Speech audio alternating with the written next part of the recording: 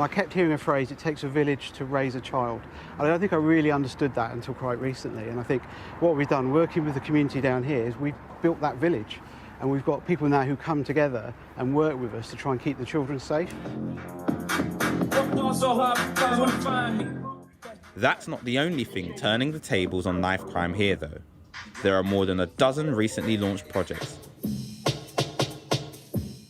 including this DJing program offering music, mentoring, and most importantly, a place to go. I'd probably be like at home, just doing nothing.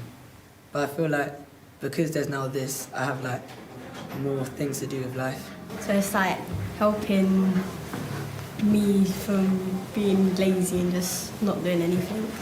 I don't know, like why in like this generation is it like this? Like why can't like people who are like doing bad things be like this? Like if they had an opportunity that they had like when they was like my age, they wouldn't be doing the same thing.